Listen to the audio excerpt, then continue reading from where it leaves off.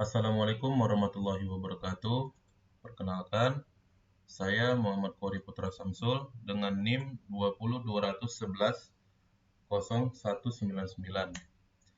Pada kesempatan kali ini saya akan mereview jurnal dengan judul Pengaruh Penggunaan Prepack Konkrit terhadap Perbaikan Join Balok Kolom Eksterior Pracetak Pasca Pembebanan Siklik Statik. Tujuan penelitian. Tujuan penelitian ini adalah untuk mencari tingkat kinerja dan mengembangkan metode perbaikan struktur join balok kolom eksterior pracetak atau JBKE-PC dan join balok kolom interior pracetak pada umumnya yang telah mengalami kerusakan akibat beban gempa. Metode penelitian. Penelitian ini dilakukan secara eksperimental di laboratorium. Setelah melakukan studi pustaka hasil penelitian tentang kinerja join balok kolom monolit dan pracetak terhadap beban gempa, maka penelitian dilanjutkan dengan uji pembebanan siklik statik skala penuh terhadap join balok kolom eksterior pracetak atau uji beban ke-1. Setelah diperbaiki, join diuji beban ulang dengan beban siklik statik tahap kedua. Benda uji adalah join balok kolom eksterior pracetak dengan dimensi dan penulangan join mengacu pada tata cara perhitungan beton bertulang Indonesia (SKSNI T15-1991-03). Bahan yang dipakai untuk cor ulang bagian sendi plastis yang telah rusak adalah agregat lolos saringan berdiameter 19,5 mm dan tertahan pada saringan dengan diameter 12,5 mm, serta semen sika grout 215 agar memiliki nilai kuat tekan yang lebih tinggi daripada beton lama. Analisis numerik dilakukan untuk merencanakan riwayat pembebanan yang diberikan pada benda uji. Analisis numerik dengan pemodelan beban siklik statik dilakukan untuk memperkirakan beban horizontal yang menyebabkan tercapainya leleh atau PY pada benda uji. Berikut adalah gambaran dari sambungan, siklus rencana pembebanan, dan penulangan. Hasil pengujian. Yang pertama ada mutu beton dan baja.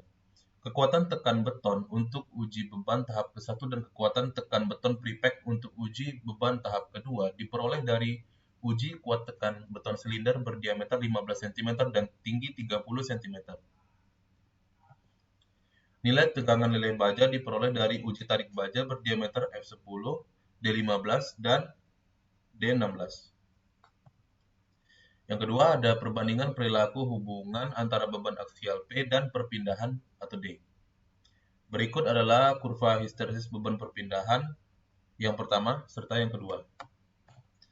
Kurva histeretik beban perpindahan join pracetak ke-1 dan kedua memperlihatkan terjadinya slip yang ditunjukkan oleh bentuk kurva yang langsing pada bagian tengah atau pinching. Pinching efek menyebabkan penurunan kemampuan struktur untuk mendisipasi energi. Yang ketiga ada pola retak. Pola retak akibat beban siklik statik pada JBKEPC ke-1 dan JBKEPC kedua adalah sebagai berikut. Retak pada JBKEPC ke-1 bermula pada pertemuan antara balok dengan kolom dengan beban 6,5 kN dorong dan 5,7 kN tarik. Saat pembebanan mencapai 28 kN, terjadi retak pada balok. Retak terjadi secara intensif pada lokasi sejarak 250 mm sampai dengan 750 mm dari muka kolom. Retak yang dominan adalah jenis retak geser lentur. Lalu pada pengujian JBKE kedua, retak pertama akibat beban dorong terjadi saat beban mencapai 8 kN pada jarak 68 cm dari muka kolom. Retak ini terjadi tepat pada sambungan antara beton lama dengan beton baru atau prepack. Sambungan tersebut mulai mengalami kerusakan akibat daya adesi antara beton lama dengan beton baru yang tidak terlalu kuat. Sedangkan retak pertama yang terjadi akibat beban tarik terjadi saat beban mencapai 17,4 kN pada jarak 75 cm dari muka kolom.